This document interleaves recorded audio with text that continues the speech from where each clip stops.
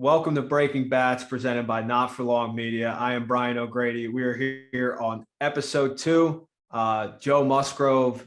But before we get to that, my co-host is here, Justin Ayers. Justin, how you doing, man? I'm great, man. I'm really excited to share this episode. Joe Musgrove is one of the most interesting people I've ever met. The interview was fascinating, just hearing about everything that goes into his career so far, the no-hitter story, just everything that encompasses this guy. Talk about just like how important his friendship has meant to you, and just how you guys have connected over your time in San Diego. First of all, the no-hitter story is my favorite. I'm pretty sure we've done so far. That was my favorite question you've asked. Definitely. Can't wait for people to hear that. But man, Joe is just a really good dude from day one. When I met him in spring training, we just kind of clicked. We both like UFC, both like reggae, and a bunch of other things. Coffee. He's a huge coffee guy. He's always making coffee. I love this coffee. But he's just a lot of fun, man. He likes a lot of things other than baseball too, but he's an intense guy when he's out there on the field, and he just wants to win. So really respect him as a player and as a friend, and just really happy that he came on here. And he's funny, man. He's got some good stories to share with everybody. So just can't wait for the reactions from some of those. Absolutely. Yeah. I mean, this conversation was cool because you're right. We did talk about more than just baseball, because he has a lot of stuff going on outside of the game. His crazy workout stuff, like the underwater training, like Navy SEAL stuff he's doing is insane.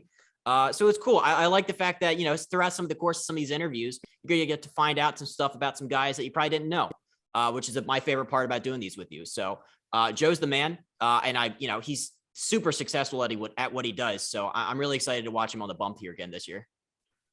Yeah, I think that'll be a cool part, is to follow along with some of these guys that, you've gotten to know from the interviews. So, man, he's just, he was very authentic in the interview, told it like it was, and was just himself. He's the guy I know. So that's all I really hope out of this is for people to get to see that side of players. So, that being said, let's go right into, the Joe Musgrove interview. All right. And now we are joined by my good friend, former teammate, 2017 World Series champion, the first ever no-hitter in San Diego Padres history, a San Diego native, and now a San Diego legend, and just a homie, Joe Musgrove, aka No Joe. Spent a lot of time talking to this guy on the bench when he wasn't starting and I was just hanging out. So we got a lot of same interests, man. How you doing? How's PL? How's the house? What's going on, brother? That was a nice little intro, man. Yeah, it was nice. Anything for you. I'm good, man. Life's been real good. I got a pup now, about 7 months. So I bought a place down in Point Loma back in June, and then spent the second half kind of getting it dialed in with, furniture and setting up. This is actually my little recovery room I made through the sauna in here, a little rollout mat. Sauna. Yeah, so got that put in, and then started working on my gym, and I got a full gym going now in the garage.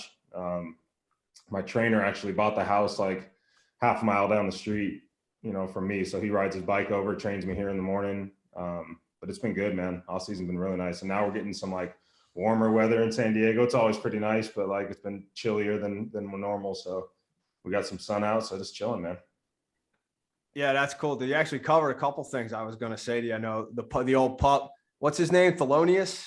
Thelonious, yeah, little Theo. That's cool, man. Yeah, I was going to ask about him, but and actually the home gym looks like it's coming along. You're always putting your stuff on Instagram. That's always cool to see.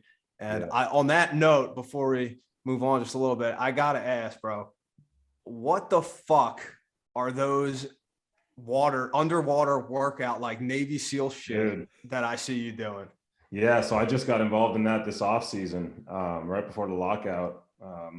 Scott, one of our PTs at the field, he introduced us to this guy and brought us to this class. And then the lockout happened like a week later, and I like fell in love with the class after the first session. So I've been doing it now for like 16 weeks, I think. Wait, hold on. Hack is doing that shit too? Hack dude. Hacker was the one that fucking introduced me to it, So he brought us out there. We did this workout and I fell in love with it. So when the lockout happened, I just talked to the guy. The guy's name is Prime Hall. And he's an special ops guy, but specialized in water survival training. So I think his background and all that is kind of what stemmed the idea to start this up, because it's him and a bunch of other guys that are out of the military now that started up this Deep End Fitness. And they take some of the skills and things that they learned when they were in the military and they bring it over and try to relate it to like professional athletes and their different avenues of sports and whatever they're playing. So it's a mixture of like rugby players, jiu-jitsu specialists, MMA fighters. Like Dominic Cruz is one of the guys that's always, out there on Wednesdays. The Lima, Kat Zingano, who has a fight coming up.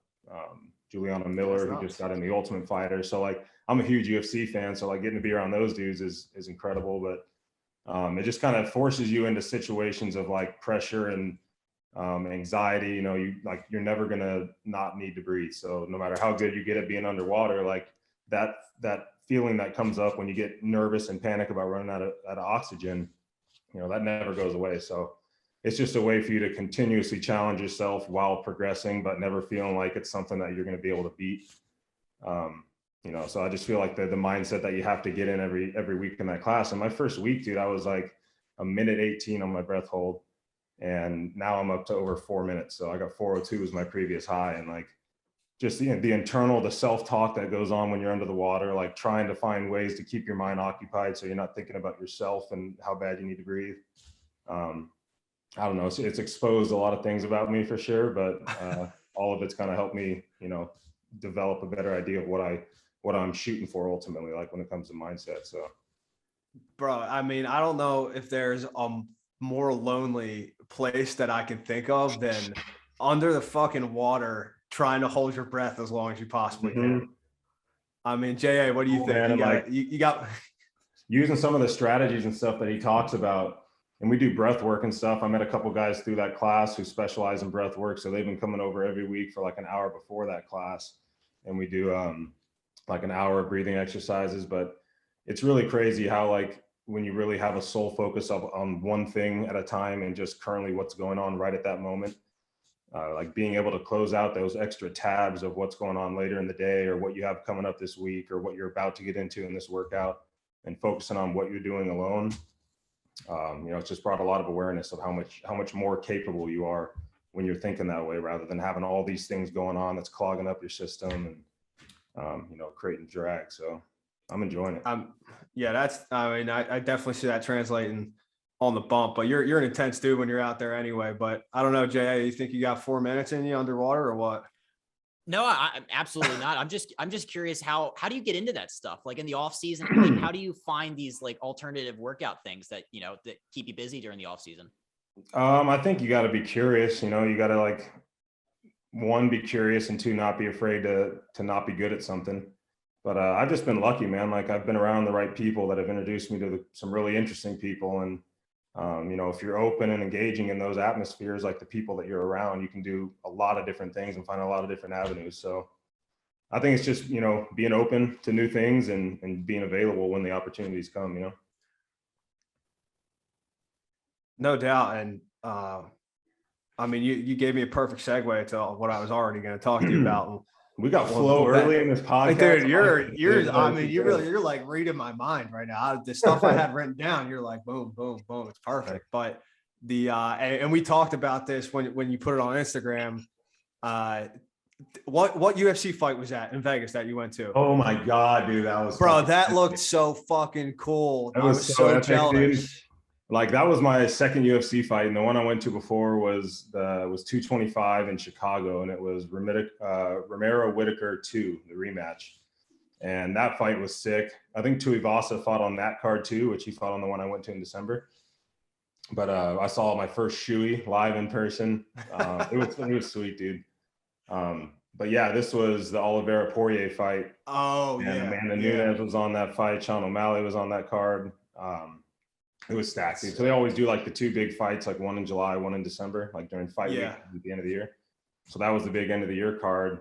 And my agency and my marketing lady, Teresa, they hooked me up huge for this trip. So me and a couple, Jordan Luplo and Frage, and my buddy Dave, we went out there and got hooked up at Caesar's Palace. So I got to stay and like gamble a little bit and chill in Vegas. And then Saturday we went to the fights.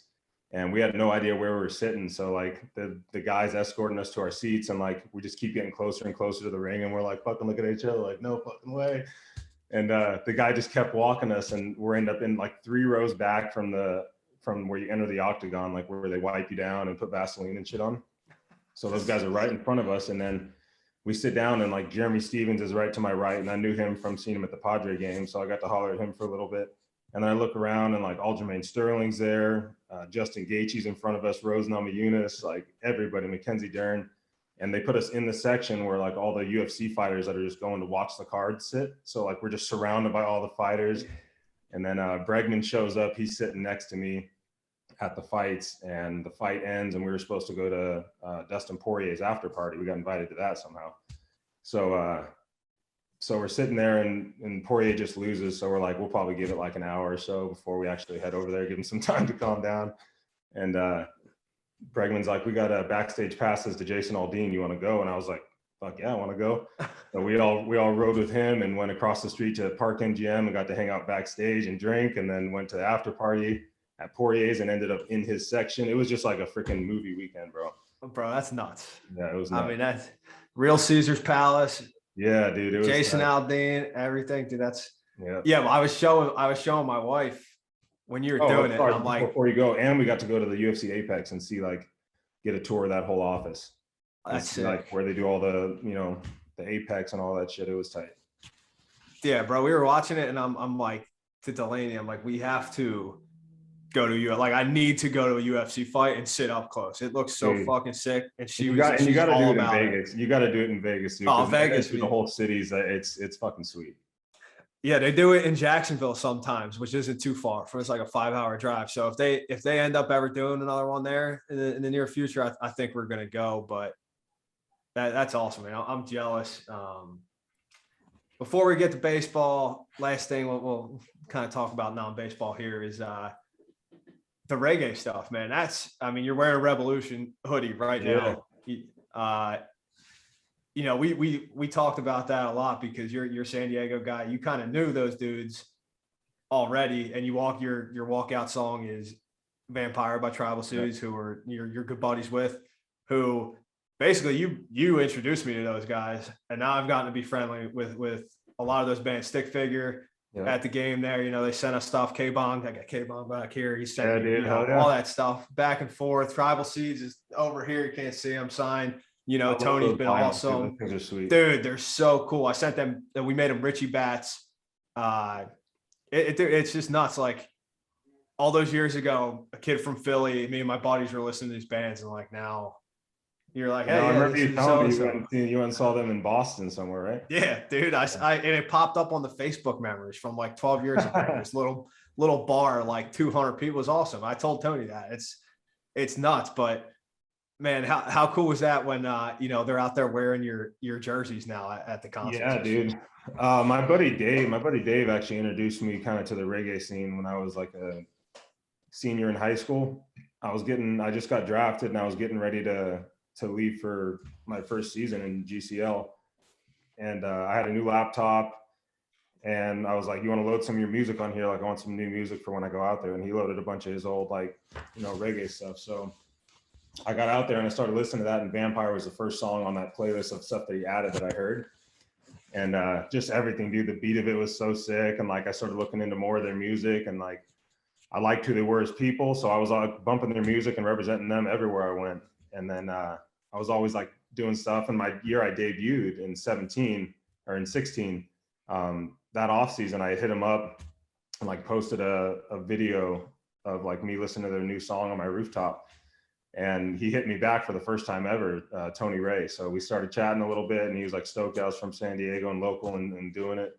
And they had an event coming up for Gonzo, who I think he had cancer at the time, and they were doing like a fundraiser event. So we all came out. He hooked us up with like a table right by the stage and introduced me to like all these dudes from different bands. So that was like the first time I met anybody in that scene. And then over the years, like just through connections, started meeting other people, and people were bringing people around. And, that community of musicians is like so friendly, dude, and so engaging, just so easygoing. So like they make it really easy to be friendly. Like you feel normal when you're talking to them. You don't feel like you're meeting a superstar. They're so down to earth, bro. Yeah, but they're all doing it, man. Like, they're famous in their own way. So No doubt. No, yeah, dude. And it was man. when they played the family, Justin, we had like family day at Petco for all the players and, people involved. And there's a little park right outside of the stadium, and they shut it down, and Tribal Seeds played for us there. Like there was, I don't know how many people were there, 70 people maybe. Yeah, dude, it was, they just built that stadium, I think a couple of years ago, but they built like a concert venue on the backside of the batter's eye. So like they had that whole area fenced off. I think they had like a little petting zoo where you can like ride ponies around. They had blow ups. They had, but Tribal Seeds was out there. Kevin K-Bond was chilling. Yeah. Ellie Mack was there. Yeah, dude. Tight, dude. Yeah, so they put on like a show that people in San Diego would pay a lot of money to come see. Like we got a private no doubt team. And yeah, bro. I remember the first time I heard Slightly Stupid on MySpace. That's how I got into that stuff. I heard I buy this place in Point Loma, and Miles Dowdy from Slightly Stupid is my neighbor. He's right down the street. It's so ridiculous, dude. But it's so cool. But yeah, man, they're awesome. That was one of my favorite things about all of it is like meeting these people who have nothing to do with baseball. The bands. You talk about UFC. We got Eddie Alvarez is coming on in the next couple days too, dude. He's a Philly guy. I met him like randomly before. Cool dude. Obviously former UFC champion. That'll be fun too. But let's switch gears now. I guess JA. Let's go to baseball. What do you got over there, dude? I love it. So, I mean, obviously the lockout is the biggest story right now in the sport. I mean, there's so many tiny little details about this. It's like the most complex thing from a fan's perspective, trying to understand everything that's going on. But I saw something that was interesting. Joe, you did an interview where you said that you only kind of like to look at the big picture stuff when it comes to the lockout, and that all of like the inner minute detail stuff, you're not as locked in on. What are some of the main pieces that you're following from your perspective as a player? I don't know. I mean, I think the perspective that a lot of people have on this thing is, is different than what it actually is. And like I said, I don't get too deep into the detailed stuff, but, it seems like we want the opportunity to make more money. We're not necessarily asking for, more money to just be handed out, but there's certain things that are in place that limit people, to making certain amounts of money at certain points in their career. And, I think we're just asking for a little more opportunity to make some money. That's kind of what the big message that I'm pushing in this and following. Absolutely. I mean, it's like everybody's, of course, remaining hopeful that the season's going to start on time. But, what are we, middle of February right now? We're inching closer. Like, what is your gut feeling on all this as we get into the middle of February? Yeah, I don't know, man. I mean, I think as we start to get closer to, opening day and, the risk of losing games starts to be a bigger factor, that you would think that both sides would be a little more willing to work together. But I don't know, man. I mean, I think it's been tight like this for a while. And, I think both sides are at a point where, you don't want to give an inch because you'll never get it back. So, yeah. It's on a lighter note in this situation, Joe, I think you're one of the first guys, if not like the first fucking one, to use that blank avatar as your, your Twitter picture. Me, Trevor Williams, and JMO, and maybe Stephen Brault. We all still had the old Pirates connection. Yeah, dude, the old Pirate gang. I was cracking off when I saw that. Sorry. Yeah, it is. No, absolutely. I mean, and Brian, from your perspective too, somebody who played in the big leagues last year, like what are some of the things that what are you personally looking at as these negotiations go on? Yeah, I'm in an interesting situation now because obviously I'm signed to play in Japan this year. So at this moment, it's not directly affecting me. Obviously, I hope to play in the major leagues again. I think Joe said it really well. It's the opportunity to make more money, not just be given money. I mean, the owners make ridiculous amounts of money doing this, and their lifespan is usually much longer than players. A lot of that stuff is in families for generations. So I just think if I were to sum it up in as quickly as I could, I feel like the players are fighting for kind of the middle class of baseball. Younger guys want to make their money, but that middle class, the pay has gone down. They're not getting signed as much. Vets aren't getting signed as much. So that needs to change for sure, for the good of the game. And then for the competition aspect, you can't tell me there's these guys shouldn't have jobs. It's just, Yeah. it's not right. But luckily, there's way more smarter people working out these finer details than I am. So I'll be following closely, and I hope they don't miss any games, because nobody wants to see that. It's tough, and it's tough that it plays out in public and in social media now. But I think that is unavoidable at this point. We see the impact that has on everything. But moving away from that, dude, let's talk about the beginning of your career, beginning of your major league career. Mm-hmm. What was it like to win a World Series with the Astros, bro? I mean, obviously it's an accomplishment that everyone, strives for. Like that's like that's the top of the game. But I feel like I wish I would have taken it in a little more, like been able to take it in. I was so focused on like not fucking up or like not doing anything wrong, dude. And like I was Don't blow it. really, yeah, I really didn't like get the full effect of the World Series. I guess maybe part of why I think that way is because I know where I'm at now mentally, and like I'm just like dying for another opportunity to go back there and like really like use everything instead of just letting the game like try not to let the game beat me. Like I feel like I'm able to take it to it, I'm not putting that in I'm not making a whole lot of sense with how I'm saying it. It makes more sense in my head, I guess. But just the things that I've learned, I feel like I'd be well more equipped to compete at that level now, especially in a starter role, not in a bullpen role. No, I totally get what you're saying. Sorry, J.A. When I this is not the World Series, but when I made my debut, a lot of people tell you that, like, take it in, take it in. And I like really made it a fucking point to not just be like, oh my God, gotta do really good. Right. Like I did, I appreciated it. I'm sure if I was in the World Series, I'd been shitting my pants and I would have been the same exact way, but I get exactly what you're saying. Sorry, Jay, go ahead. And I was playing with like some big name dudes too. Like I got a lot of experience in that, year and a half that I was there. Especially having Brian McCann as my catcher. Like I was just getting back into starting. In 17 or in 16, I, came up in the bullpen, got to start my last handful of games.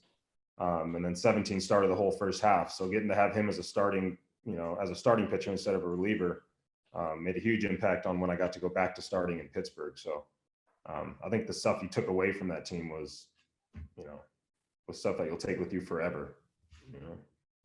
Absolutely. I mean, that was just in your second season that you won a ring. I mean, guys can play 20 years and not get one.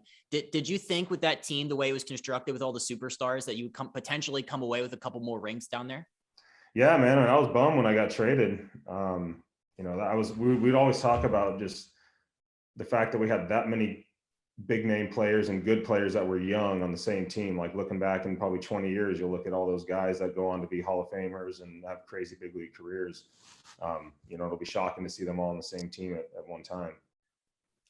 One aspect of that, it's so fascinating. You mentioned getting traded. You're someone who's been traded a couple of times throughout his career. I think you've been traded 3 times now. What's your mindset when something like that takes place in your position? Like, do you get to a point where you get comfortable in a city and with a clubhouse, and or do you just is it all business for you? Or do you understand that it's just part of the game that you could potentially get traded at any time?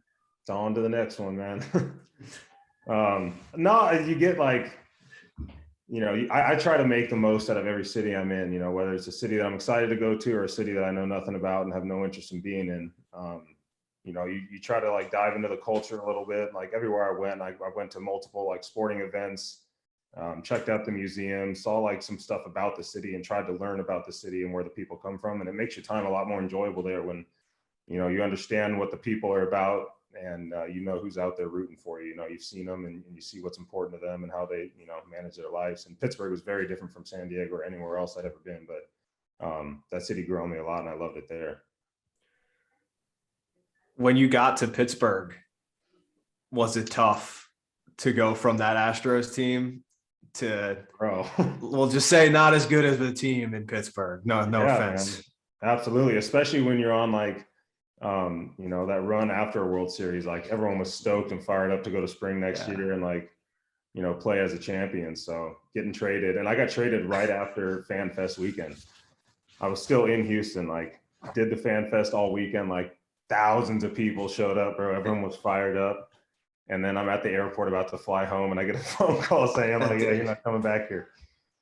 Yeah. So dude, that shit's crazy because when I was with Tampa in 2020 before COVID destroyed everything. We went to Fan Fest, and that was when I was really first time because I got traded whatever a month or two before whatever it was, and I knew Emilio Pagan from the fall league playing with him, and we do the Fan Fest thing. I'm talking to him, you know, he's one of the few guys I know. I get back to the hotel, sit down to eat, dude, and it fucking pops up on Sports Center. Rays trade Emilio Pagan to fucking San Diego. Like, I was just with him 10 minutes ago. What do you mean? Crazy. It's a It's ruthless business, dude.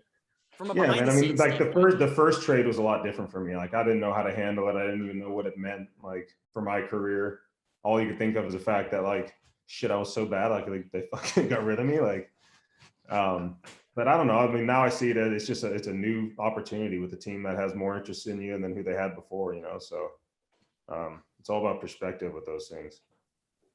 Yeah, absolutely. I'm so curious in the behind the scenes aspects when you get traded. Like what takes place that we don't see? Like, is there a bunch of phone calls? Like, how do you, like, where do you live? Like, what's the living situation like when you have to go from city to city? I mean, first of all, have you been traded in the season, and does that make it harder?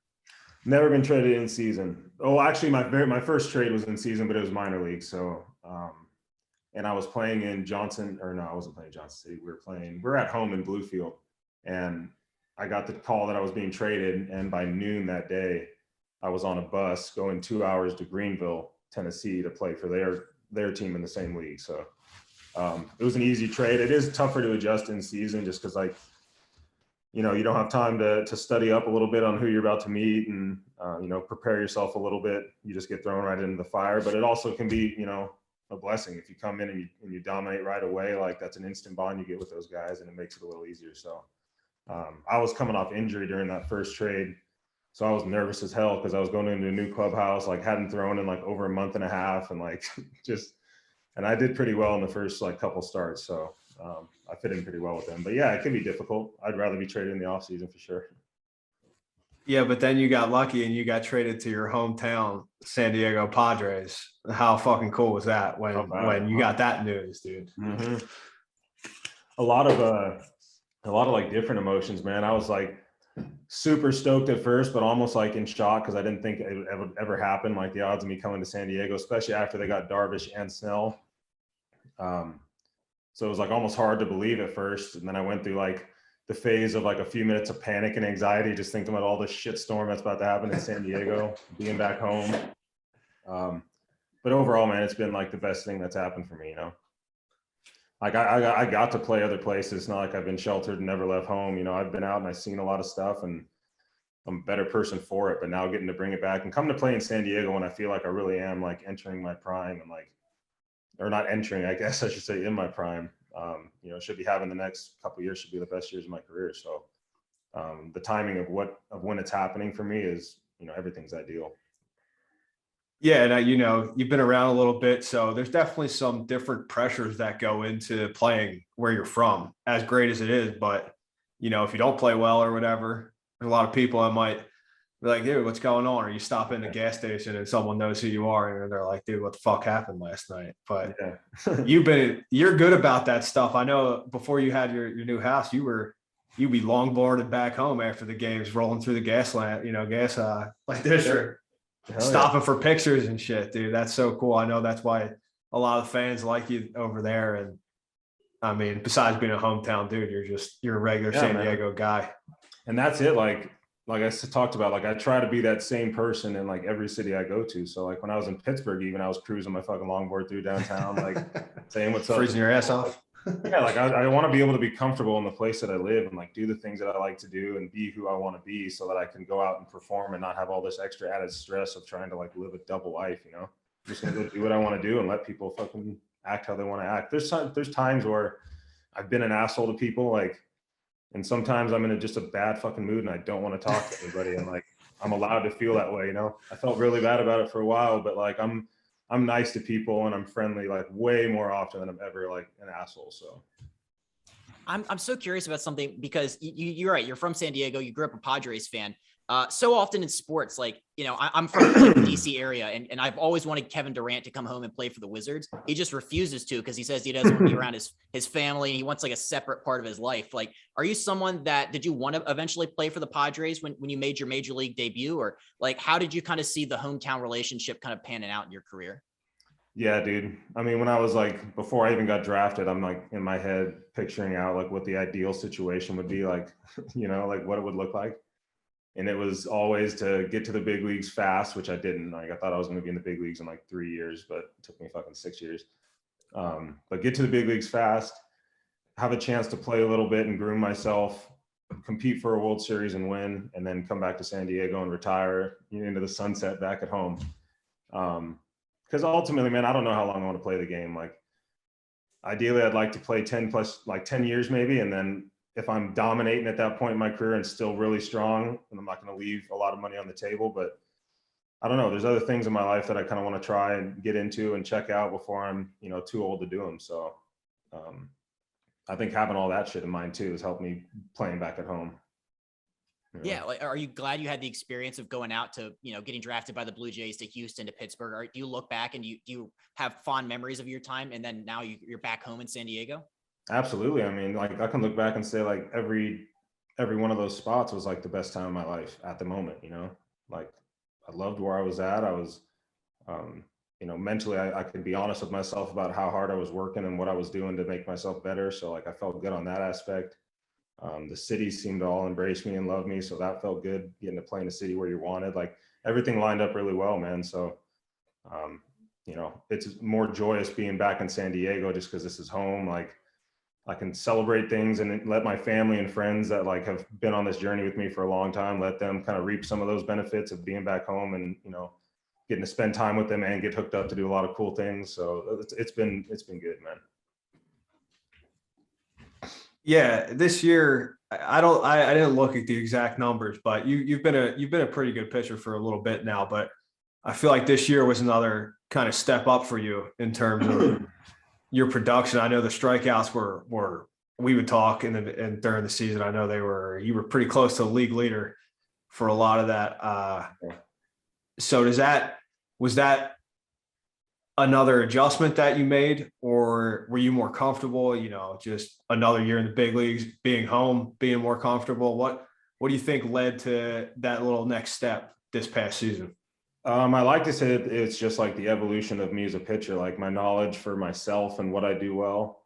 My planning going into starts, the drill work on certain pitches between starts. Like, I like to think that all of that is like the factor, but I think playing back at home and like, because like you talk about like the pressure and nerves of like playing at home, like it's nothing more than that. Like, it's just pressure and stress, which we do on a daily basis. And like, if you're good under pressure, like I don't see it being any different than, your return home to play in front of your home city and stuff. So that played a factor for sure. Like, there was a lot of fear of failing, like, but I think you got to try to lean into that fear and just embrace it rather than push it away, because it's not going anywhere. You can either suppress it and like let it eat you away, or you can just fucking lean into it and get it on. So I try to take that approach with it. And, the fear was definitely a motivating factor, I think. Yeah. Yeah. Well, but it culminated really in one specific game, right? So I wasn't active for the game. We were on the road in Texas, but I was there on the fucking taxi squad. So I was hanging out, watching the whole thing. And you threw the first ever no-hitter by San Diego Padres, franchise history. A kid from Grossmont High School just outside of the city threw the first ever fucking no-hitter for the Padres. Take us through that, dude. How fucking just nuts was that in general? Yeah, bro, that was my first no-hitter I've ever thrown in my life. Like, I never even came close, I don't think. Like, Not in high school? never, bro. I feel like I've just been like, I'm peaking at the right time, because like I was never that great of a I was never that. I didn't even make varsity till my junior year in high school. Like, That's crazy. Never that great. It's just kind of I have maintained like the knowledge of the things that I've learned along the way, and like not making the same mistakes over and over and shit. I guess has got me where I'm at now, but that's still something that doesn't seem like that was never a dream of mine, never a goal of mine. Like, never really thought I was capable of it, to be honest, with my stuff and whatever. But yeah, dude, the emotion from like trying to be numb and block out all that shit for 9 innings, like especially in the last couple innings when like it's there and like you're so close to like you make the final out and just the eruption of the stadium and getting mobbed by your teammates, like that feeling's it's unbelievable, bro. And like the clubhouse after, like just Bonkers. that moment is like it's stuff that you'll never forget and that you can never recreate through anything else in life. Was there a play in that game? I can't remember. Was there like, one of the sick plays, or were they were all pretty routine? Yeah, for the most part they were routine, but I think there was like 3 balls hit hard, and I think one got hit to Kim's right when he was playing short, like, and he backhanded in the hole, like maybe slid off the knee. And then the line drive to right that Myers caught to end the 8th, and then the first out of the 9th was like a screaming line drive up the middle that Crony was shifted on and hit right at him. But love that shift. I got a lot of weak contact. I think I got 10 punch outs that game. So yeah, it was a pretty well crafted game. And Vic was a genius back there, dude. Like I didn't have to put much thought in, like didn't have to think about much, but execution. It was they make your job so much fucking easier, dude. Yeah. Vic's a great catcher. I know you guys had a really good relationship throughout the year, especially after that. But dude, I mean, all the little perks and shit that have come along the way, and that like I feel like are still coming from that no-hitter. That was something I feel like that took my status to a level where like I can't just go out and like be chill and do whatever. Like I'm starting to get noticed just about everywhere I go in San Diego. But like people are like, oh, does that ever get old, man? I'm like, fuck no, like it's cool as shit. Like people are like, and for the most part, people are friendly about it and like just want to hang out or say what's up or like tell you like about their story about where they were when you got the last out. So it's been like very cool, and San Diego's been really cool about it. So but the fame and like the attention everywhere I go has gotten a lot crazier than it's ever been in my life. So yeah, absolutely. I mean, it was one of the most dominant pitching performances I've ever seen, but I would argue that there was something even more impressive about that night. Is it true that you drank like 12 bottles of water and you didn't pee the entire time? Did I read that right? Yeah, dude. My brother calls it the no pisser. He's like, that should be a greater achievement that you fucking drank that much. Dude, I'm not superstitious at all, but for whatever reason that night I was like following all the rules that you need to follow. So I wasn't breaking anything. I was just staying consistent. I always drink a ton of water when I start. I usually go through like a bottle every half inning. So I'd never gotten that deep into a game, so I'd never had that much in my system, but I was just rolling.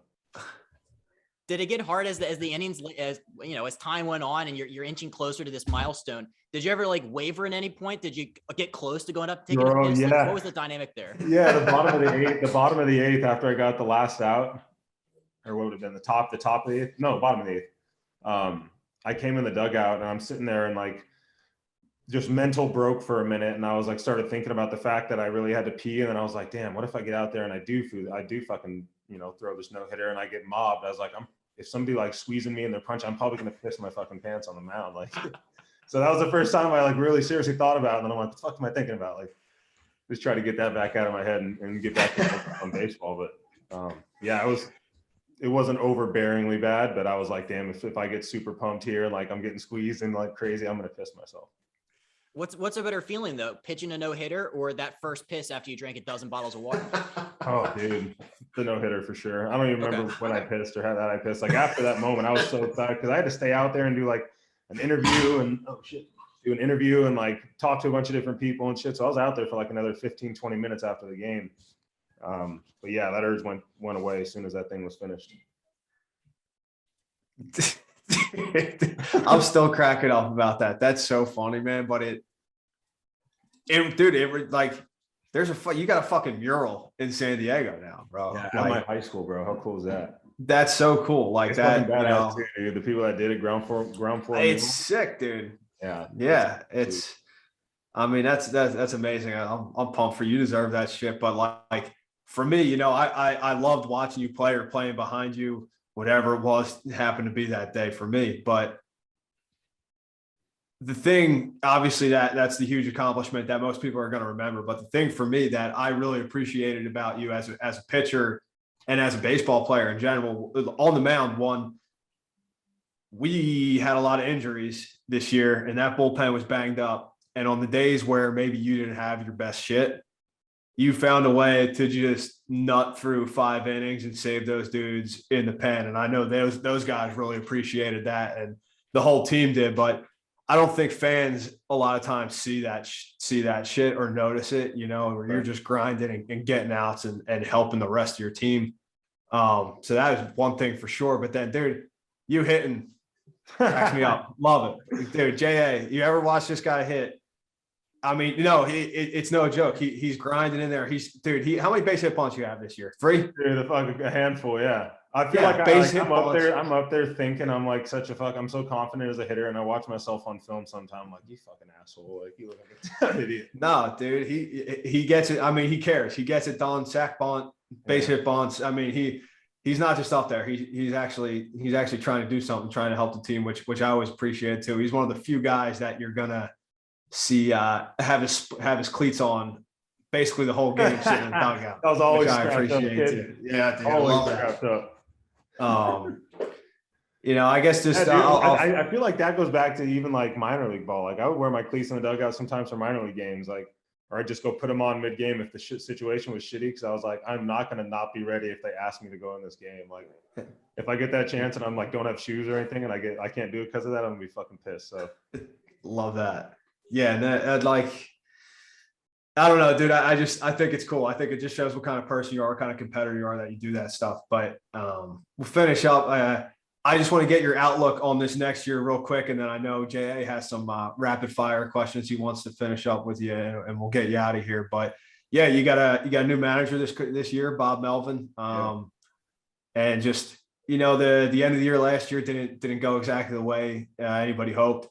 So what do you think? What do you think about Melvin coming in, and what's your outlook for this year? What do you got on all that? Yeah, I'm stoked about the new staff we got in place, man. And sometimes you just need a new perspective on what, like, the mission doesn't change, but how you get there, can very differently change, and the way you go about things. So I'm interested to see what they have to offer. It kind of sucks with the lockout. We haven't gotten to speak to them hardly at all. So, but we're preparing, we're getting ready, man. So the goal is World Series or bust, with the caliber of team that we have, and, the management and the staff that we have available to us. It would be an upset if we don't get to the World Series this year and win it. So, as far as my personal performance, I think the goal for me every year is to just stay healthy. That's where I put my main focus. And I think if you have the main focus of everything you're doing, being cautious and being smart about what you're doing, you end up doing a lot of the right things and you stay more consistent with your program. So that's always my goal going in. And I'll set, throughout the year, I'll set little short-term goals and stuff, but I always try to be small picture. And then you talk about those outings like that, that's where I feel like you go big picture, thinking about the guys around you. And it's like your personal stats are, I'm giving up 5 in the first. Now I just got to I got to survive out here, and I got to find a way to compete and give us a chance. And part of it's your pride. You don't want to get your fucking teeth kicked in and just keep getting your ass beat and have somebody come take you out of the game. Just that mentality is kind of the driving force behind everything I do now. So just trying to maintain that and stay healthy throughout the whole year, man. Just give yourself a chance to go out and perform, I love that. All right. You ready for a little rapid fire? Yeah, hit me. All right. So Joe West recently retired from umpiring. What was your relationship like when Joe West was calling your games? I always have respect for Joe. He's been doing it for a long time. We never had any tough interactions. He was always friendly. I got to talk to him for a while, actually, leaving the field one night, about he had a knee replacement, lost a bunch of weight. And I was like, hey, Joe, you're looking good out there, man. You're moving nimble. And he's like, I'll tell you about this knee, man. And he broke down the whole thing about a knee doctor that he used and swore by. And my dad needs a knee replacement. So we had a little bond there, but yeah, he's got a lot of time in this game. So very well respected. One of the legends of the game, Country Joe West. Like him, love him or hate him, he's a legend.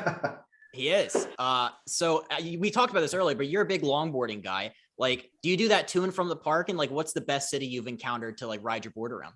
I was, when I lived in downtown. I moved over to Point Loma, so I'm e-biking to the park, or I'm driving the car. But yeah, I rode that thing, every day in the first half of the season, essentially, up until All-Star break when I moved in.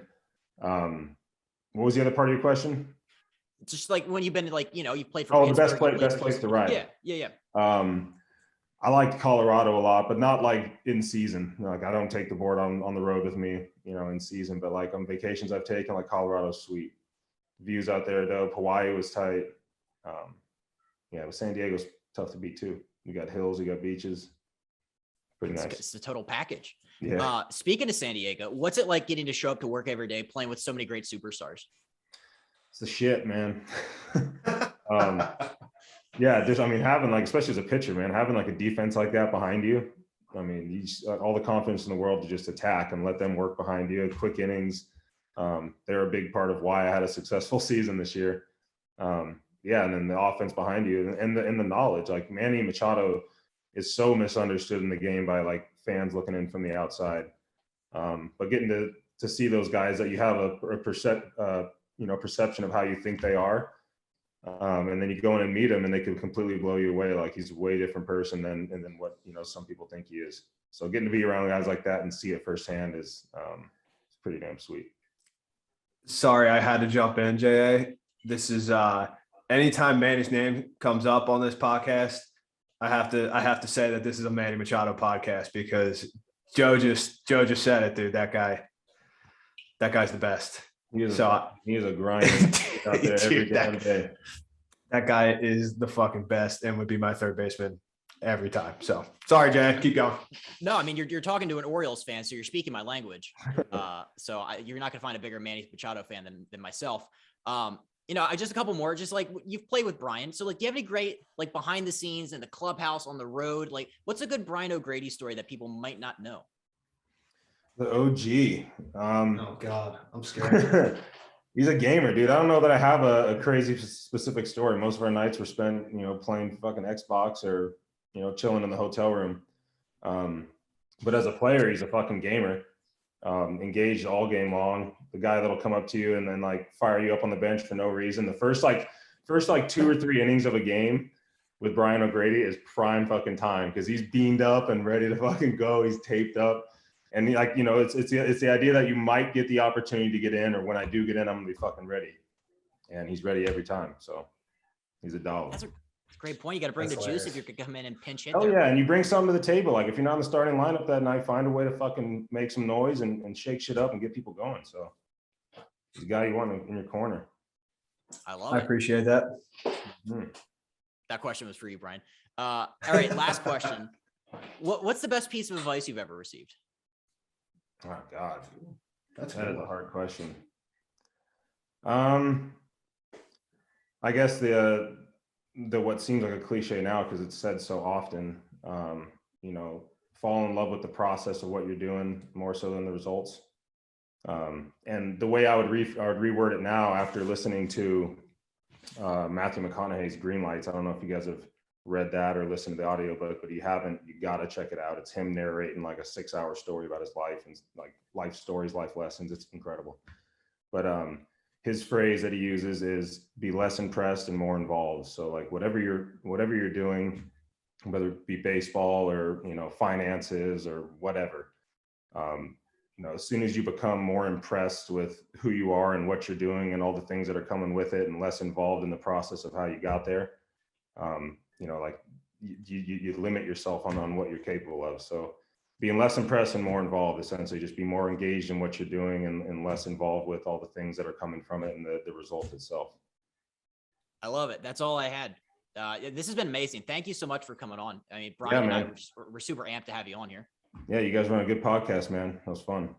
Yeah, dude, I really appreciate it. When this idea was coming together, you were one of the first guys that popped in my mind, and I really appreciate you joining us. I know you're a busy dude, so thank you again for joining us here. And man, I'll be talking to you soon, and hopefully we'll have you back on one day. Yeah, you're my dog, man. Anything for you, man. Thank you, brother. Talk to you soon, man. Take it easy. All right, thanks again, Joe. See you later, Justin.